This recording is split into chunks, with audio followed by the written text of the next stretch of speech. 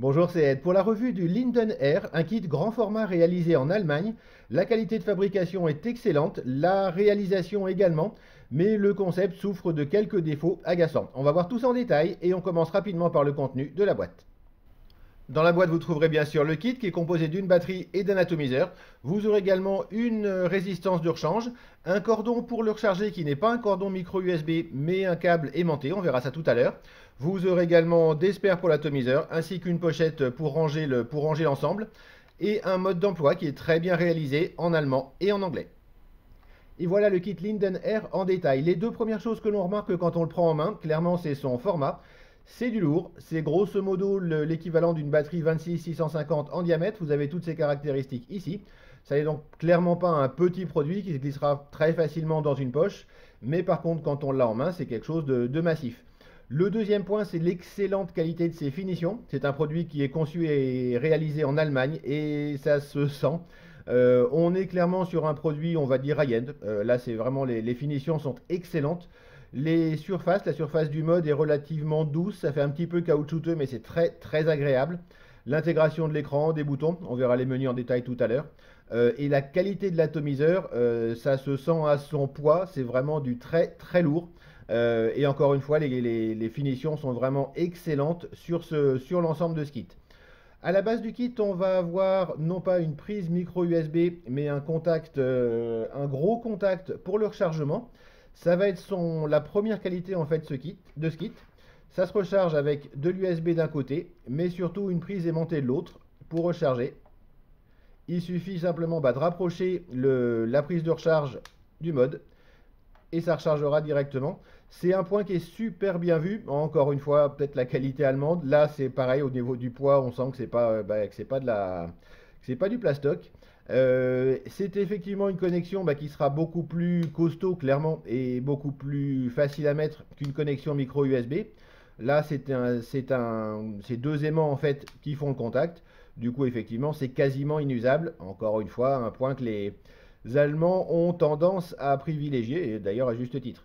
Le petit défaut du coup qu'on va pouvoir y trouver, c'est qu'on va avoir un seul câble de chargement dans le kit. Du coup, si vous voulez avoir la possibilité de recharger à la maison et au boulot par exemple, il vous faudra vous trimballer le câble. Ça n'est pas un câble micro USB standard. Du coup, revers de la médaille, faudra vous promener le câble ou en acheter un deuxième si vous voulez pouvoir recharger dans plusieurs endroits différents. Sinon, au niveau de la recharge, ça recharge très bien, c'est évident, mais c'est surtout super pratique et ça ne peut pas matériellement s'user. Un excellent point vraiment pour la recharge de ce kit. Au niveau de la batterie, c'est une batterie interne et là, ça se complique un petit peu. La capacité de la batterie est de 2000 mAh seulement.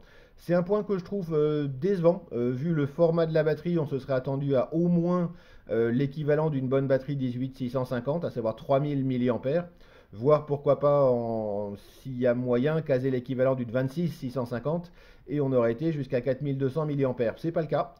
Une batterie interne qui ne fait que 2000 mAh. Et c'est le gros point négatif au niveau du mode. C'est un mode qui va de 5 à 40 watts et effectivement à 40 watts, 2000 mAh, ça part quand même relativement facilement. De 5 à 40 watts, c'est suffisant dans la plupart des cas. Ça reste un peu juste. À mon avis, sur ce kit, ça aurait pas été plus mal d'aller jusqu'à 60 voire 75 watts. D'autant plus que la résistance qui est fournie avec l'atomiseur encaisse les 40 watts sans problème, mais n'est pas forcément moins agréable à 45 watts en fait. Du coup, bizarrement, le mode s'arrête un petit peu avant le point idéal des résistances. Deux regrets donc au niveau du mode, la capacité qui n'est que de 2000 mAh et la puissance qui n'est que de 40 watts. On va pas bien aujourd'hui, pourquoi brider à 40 watts, surtout vu le style de résistance qui iront dans l'atomiseur. Au niveau de l'atomiseur, les finitions sont vraiment excellentes. Là par contre, c'est du lourd et ça se sent déjà avant de se voir. On verra la tour en détail tout à l'heure, mais vraiment d'excellente fabrication. En soi, c'est une connexion 510 standard. Le plot est monté sur ressort. La connexion est tout à fait propre, mais le ressort est un petit peu mou. Toutefois, j'ai pas eu de problème de contact avec toutes les résistances et tous les montages que j'ai essayé de faire dessus. Donc, en soi, pas de souci. On va voir en détail pour commencer le mode, on verra ensuite l'atomiseur. Le mode, comme on l'a vu, est très bien fini. Au niveau des boutons, c'est extrêmement simple. Vous avez le gros bouton Y qui vous permet de vaper. Vous avez les deux boutons supérieurs et inférieurs qui vont vous permettre de descendre ou de monter la puissance. Pour l'indication de batterie, ça va être le petit trait que l'on a à ce niveau-là, qui va être très long tant que enfin prendre toute la largeur de l'écran tant que tant que la batterie sera pleine et qui diminue au fur et à mesure. Ça c'est bien vu, c'est sobre et ça donne une très bonne indication du niveau de la batterie. Vous avez également la possibilité en appuyant sur les boutons plus et moins en même temps de mettre en route ou d'éteindre un vibreur qui en fait va se mettre à vibrer quand vous aurez tiré 12 puffs, ce qui revient grosso modo à l'équivalent d'une cigarette, paraît-il. Je vois absolument pas l'intérêt de cette fonction. Effectivement, oui, bah, si vous voulez limiter votre vape, peut-être. Mais enfin, en même temps, 12 puffs, c'est pas vraiment plus significatif que ça, à mon avis. Mais bon, la fonction existe. Et effectivement, ça vibre quand on dépasse les 12 puffs en dessous d'un certain temps. Au niveau des fonctionnalités du mode, vous aurez également la possibilité de passer en mode contrôle de la température. Ça ne fonctionne qu'avec les résistances NI200, donc qui sont disponibles pour l'atomiseur également.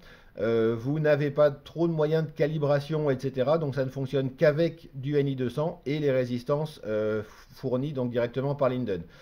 C'est encore une fois un petit peu restrictif quand même. Ça n'aurait pas été plus mal que le mode aille au-delà des 40 watts. Ça n'aurait pas été forcément mal non plus. Déjà qu'à ce départ, à mon avis, d'utiliser un autre fil que le nickel et d'avoir éventuellement le choix au moins nickel, titane et inox. Ça n'est pas le cas. Du coup, c'est un mode qui est très bien réalisé, très bien fini, très agréable à utiliser. Les boutons sont très agréables, l'écran également, mais on a quand même pas mal de limitations qui aujourd'hui font un petit peu désordre. 2000 mAh de capacité uniquement, 40 watts uniquement, un mode contrôle de la température uniquement en nickel et uniquement avec les résistances fournies, c'est quand même un petit peu restrictif.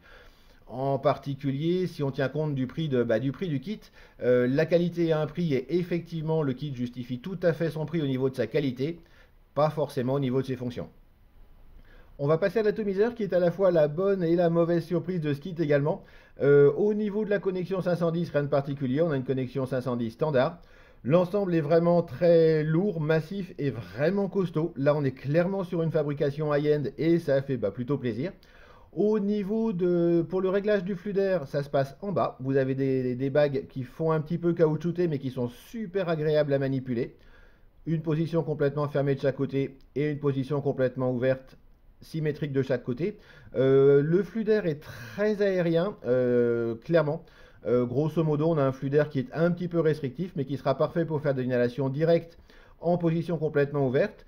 Et vous pourrez en fait faire de l'inhalation indirecte en laissant vraiment un tout petit flux d'air. C'est quand même pas a priori pas forcément super prévu pour, mais ça fonctionne finalement pas mal. Ça n'est pas le meilleur atout pour faire l'inhalation indirecte, donc la vapeur dans la bouche puis dans les poumons. Mais globalement, ça fonctionne quand même pas trop mal. Par contre, c'est très agréable en inhalation directe, la vapeur directement dans les poumons. Le remplissage de l'atout se fait par le trou qu'on a ici sur la partie supérieure, position fermée. Vous ouvrez, vous remplissez, ça va remplir le réservoir directement à l'intérieur. Vous refermez et c'est prêt. Là, il n'y a rien à dire, c'est juste parfait. Et encore une fois, les bagues coulissent parfaitement. C'est vraiment une excellente réalisation au niveau de cet atomiseur. Le drip tip, c'est un drip tip relativement standard. Il a également une possibilité d'avoir un flux d'air à ce niveau-là si vous voulez refroidir la vapeur. C'est une fonction dont je me sers personnellement jamais, mais bon voilà, elle existe. Et encore une fois, très bien réalisée. La bague ne bouge pas toute seule. Pour autant, elle est facile à bouger quand on veut le faire. Vraiment au niveau des finitions et de la réalisation, c'est remarquable. On va voir un petit peu comment ça se passe à l'intérieur, en particulier pour changer la résistance. Pour ça, il suffit de dévisser la partie inférieure. Les filetages, je vais me répéter, mais c'est vraiment un régal. On a donc la partie inférieure, la base de l'atout à ce niveau-là. Et vous remarquerez qu'on ne voit pas les arrivées d'air au travers, il y a un tout petit peu là-bas. En fait, on a à l'intérieur de cette base une espèce de cuve. L'air va passer ici, passer au-dessus de la cuve et ressortir évidemment dans l'atout. Mais du coup, même si vous avez des fuites de liquide, elles seront stockées dans cette petite cuve-là. Et du coup, il n'y a rien qui peut sortir au niveau des arrivées d'air. Encore une fois, très bien conçu. Et vraiment, cette bague, c'est un vrai régal. Les pièces sont très bien réalisées. Vraiment aucun reproche. On est encore une fois sur une finition high-end. On a ensuite l'emplacement pour la résistance. Pour mettre la résistance, donc vous avez deux résistances disponibles. Une résistance en nichrome de 0,5 ohm et une résistance en nickel, Ni200, pour le contrôle de la température. C'est un choix qui me paraît également discutable. Le fait de ne pas avoir de résistance en Cantal, tout simplement. Le nichrome a des avantages. Il a quand même également des inconvénients. Au niveau du rendu de saveur, c'est pas forcément mieux que le Cantal à mon avis. Et également, tout ce qui contient du nickel, auquel sont intolérants, on va dire, 20% des gens. Donc évidemment, si vous avez une intolérance en nickel, d'emblée, ce ne sera pas un kit pour vous, ce qui est encore une fois un petit peu dommage comme choix. Encore une fois, le nichrome a ses avantages, mais ça a quand même des inconvénients, et ne pas proposer de résistance en Cantal, à mon avis, c'est pas forcément une très bonne option. Pour insérer la résistance, vous avez deux petits ergoplats à ce niveau-là, que l'on retrouve sur la résistance. Il suffit de mettre la résistance comme ceci, ça rentre tout seul. Vous tournez jusqu'à ce que ça s'insère au niveau des ergots, clac, c'est fait, et il n'y a plus qu'à revisser. La partie inférieure, j'ai jamais eu aucune fuite avec cet atout. Encore une fois, la réalisation est excellente. Ça fonctionne très bien et vous pourrez sans aucun souci changer de résistance, même avec un réservoir plein, ce qui, encore une fois, est bien vu. On va continuer à démonter si vous voulez laver l'atomiseur. Pour ça, on dévisse la partie intermédiaire. Une bague donc avec le joint d'étanchéité du Pyrex. Rien de particulier là-dessus, si ce n'est encore une fois la finition. Je me répète, mais c'est quand même pas désagréable. Pas de se répéter, la finition. On va enlever le Pyrex. C'est un monumental Pyrex. Clairement, c'est la première fois que je vois un Pyrex aussi épais. Là, avant de casser celui-là, il va vraiment falloir le faire exprès, d'autant plus qu'il est relativement fin, donc très peu exposé. Et c'est clairement la première fois que je vois un Pyrex aussi épais. Encore une fois, les bords sont nickel. Excellente réalisation. Là-dessus aussi. La partie supérieure ne se démonte pas. Donc on a ici l'ouverture pour le remplissage du liquide. Toute cette partie-là n'est que d'une seule pièce. On voit ici des pièces en silicone qui permettent de bien maintenir la résistance sur le bord. À ce niveau-ci derrière, donc les arrivées de liquide. Ça fonctionne très bien. C'est un petit peu complexe, mais absolument aucun souci au niveau de cette pièce-là. Si vous voulez le laver, il suffit de passer tout ça à l'eau chaude et ça suffira très bien. Pour le remontage, même chose, très facile. On va ensuite rajouter donc la pièce intermédiaire sur laquelle on a, je ne sais pas si on le voit bien la vidéo, une gravure avec Lindener dessus. On remet la résistance. On remet la partie inférieure, les filetages comme dans du beurre, le drip tip, et c'est prêt à vaper. Et voilà, vous savez tout sur le kit R de Linden. Au final, c'est un bilan mitigé. C'est un produit qui a d'énormes qualités, et en tout premier lieu, bien sûr, la qualité de fabrication et de finition. On est clairement sur un produit high-end, ça se sent à l'utilisation et c'est agréable, il n'y a absolument rien à redire de ce côté-là. C'est d'un point de vue, encore une fois, de la qualité de finition et de fabrication, un produit qui vaut tout à fait son prix. Point positif également, le système de recharge, l'aimant par en dessous.